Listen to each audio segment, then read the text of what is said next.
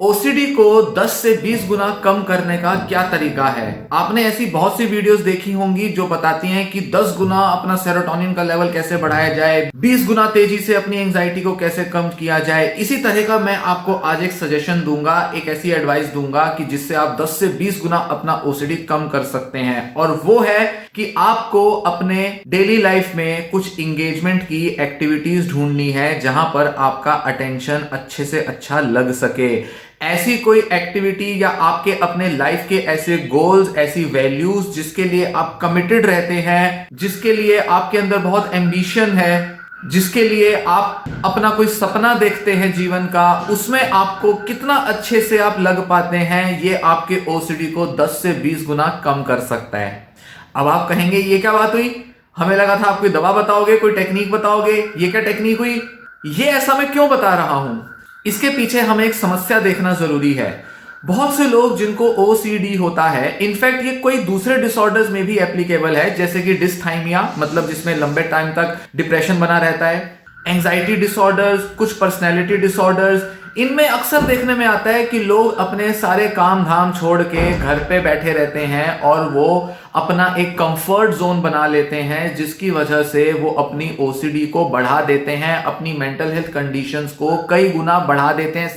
वो challenging situations को handle करने से, चुनौतियों का सामना करने से बचते हैं, या किसी वजह से वो अपनी बीमारी को एक बड़ा कारण मान के चलते हैं, जिससे कि उन्हें लगता है कि वो अपनी लाइफ में फंक्शन नहीं कर पा रहे हैं।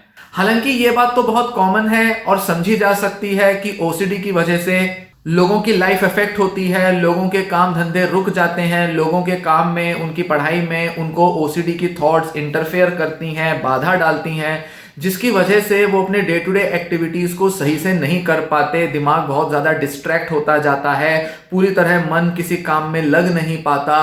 ओसीडी थॉट्स बार बार बहुत परेशान करती हैं, मूड भी उदास हो जाता है, गुस्सा भी आता है, फ्रस्ट्रेशंस होती हैं, नींद इफेक्ट होती है। ऐसे बहुत सारी प्रॉब्लम्स ओसीडी के बाद शुरू होती हैं, ये बात समझ में आती है। पर गलती क्या करते हैं ओसीडी पेशेंट्स कि वो ऐसा मान लेते हैं कि पहले हमें अपनी बीमारी ठीक करनी है, उसके बाद हम बाकी के कोई काम कर पाएंगे।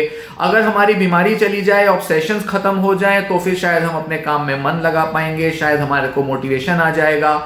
हो सकता है जीवन का कोई ऐसा पड़ाव रहा हो जहां पर उनको ओसीडी की वजह से अपना कोई काम छोड़ना पड़ा हो, या फिर किसी काम में उनको बहुत डिले हो गया हो, देरी हो गई हो सकता है जब वो पढ़ाई कर रहे थे तो एग्जाम टाइम से क्लियर नहीं कर पाए, अपनी जॉब भी उन्होंने छोड़ दी, कहीं कोई अप्लाई कर रखा था किसी जॉब के लिए, वहां पर नहीं गए, या कुछ ही समय में अपना जॉब छोड़ के घर बैठ गए, या कोई भी दूसरी ऐसी लाइफ की एरिया में जहां पर उनको इंगेज होना था, मन लगाना था, वहां पर वो नहीं लगा पाए क्योंकि ओसीडी ने उनके लिए ऐसा करना मुश्किल कर दिया। एक पड़ाव ऐसा आता है हर पर्सन की लाइफ में जिसको ओसीडी है, जहां उसकी लाइफ की फंक्शनिंग इफेक्ट होती है। नो डाउट ऐसी प्रॉब्लम्स आती हैं, पर प्रॉब्लम क्या आती है, पेशेंट दवाइयां लेना जब शुरू करता है, दवाइयां लेता रहता है, 2 महीना, 6 महीना, साल, 1.5 साल तक दवाइयां लेता है, उसके माइंड में एक तरह का फिक्सेशन हो जाता है, एक आइडिया ऐसे बैठ जाता है कि जब मैं ठीक हो जाऊंगा ना, उसके बाद मैं अपने सारे काम कर पाऊंगा या कर पाऊंगी। अगर मेरा ओसीडी एक बार चला गया ना, तो मैं अपनी लाइफ को बिल्कुल वैसे जी पाऊंगा या जी पाऊंगी जैसा मैं पहले जीना चाहता था या जीना चाहती थी। जिस तरह से हम अपनी लाइफ को कंटिन्यू करना चाहते थे वो तभी हो पाएगा जब ये ओसीडी की अड़चन जो है ना, ये बीच में से चली जाए। पर इस तरह से कई लोगों का ओसीडी ठीक नहीं हो पाता। आप सारे काम छोड़कर सिर्फ ओसीडी को ठीक करने में लग जाएं, इस धुन में लग जाएं कि पहले ओसीडी ठीक करना है, पहले इलाज लेना है, सारे काम छोड़ देंगे, उसके बाद अपनी लाइफ में रिकवर करेंगे। ऐसा मैक्सिमम लोगों के साथ पॉसिबल नहीं होता। ज्यादातर लोग इस तरह की अप्रोच को अगर लेंगे तो वो हताश होंगे। या दवाइयां या थेरेपी, आप किसी भी टाइप का इलाज ले रहे हो, आप अपने काम धंधे छोड़कर, सारी चीजें सैक्रिफाइस करके या उनको डिले करके, आप सिर्फ ट्रीटमेंट के ऊपर डिपेंड करके रिकवरी नहीं ले सकते। इसीलिए जो लोग अपनी लाइफ में इंगेजमेंट, ऑक्यूपेशन को छोड़ देते हैं ओसीडी की वजह से, वो अक्सर पाते हैं कि उनका ओसीडी जाता नहीं है या वो बढ़ जाता है, जिसे आम भाषा में कहते हैं कि खाली दिमाग शैतान का घर है।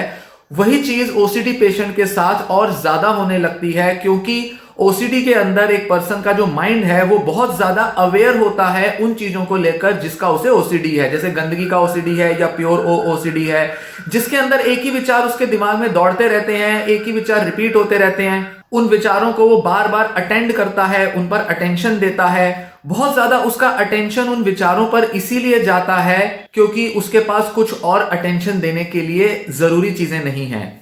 ध्यान दें, यहां पर मैं बात ये नहीं कह रहा कि एक पर्सन को बिजी रहना होगा।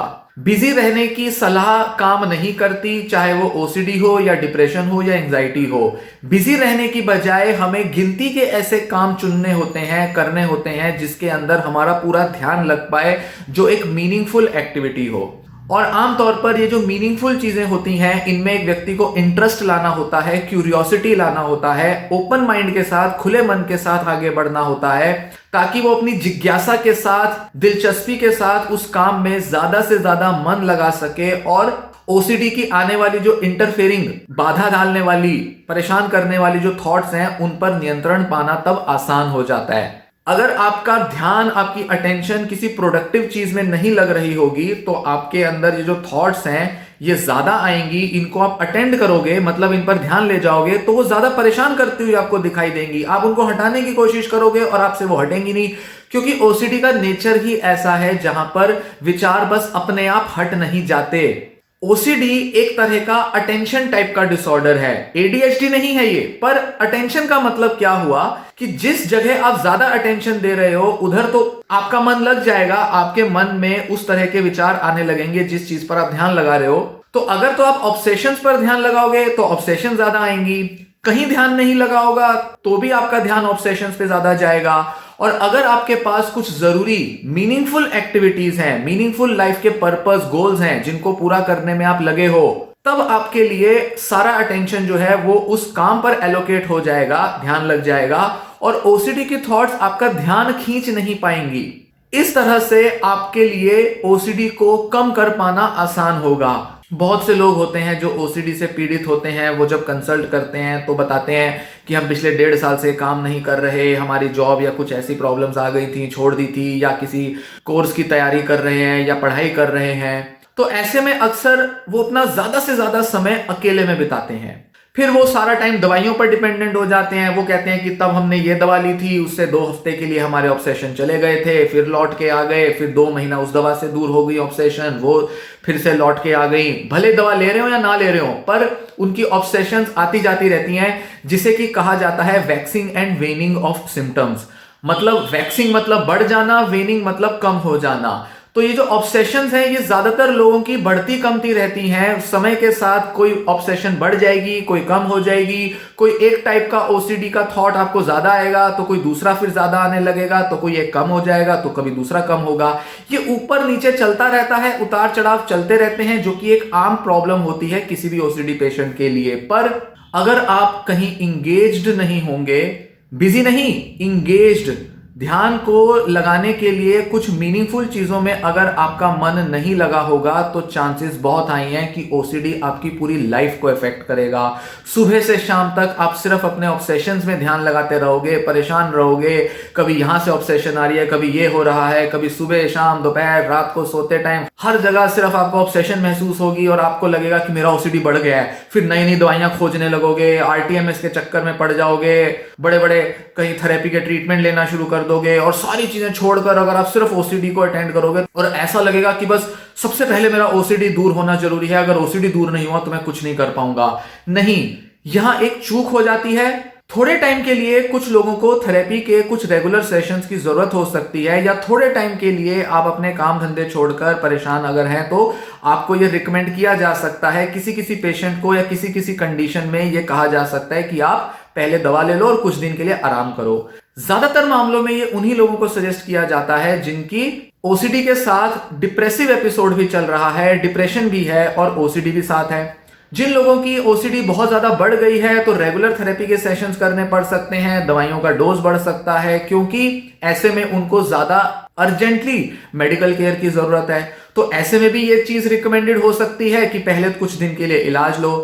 पर ये रिकमेंडेशन कुछ दिन के लिए ही दी जाती है, कई हफ्तों महीनों के लिए नहीं दी जाती। इसीलिए ज्यादा से ज्यादा जरूरी है कि अपनी एक्टिविटीज को रिज्यूम करें, दोबारा से करें, जारी रखें, छोड़ें ना। ऐसा डिसीजन ना लें कि आपको सारे काम धंधे छोड़ने पड़े और अपनी रेगुलर लाइफ में चलते रहें। तभी आप ओसीडी को 10 से 20 गुना तक कम कर पाएंगे।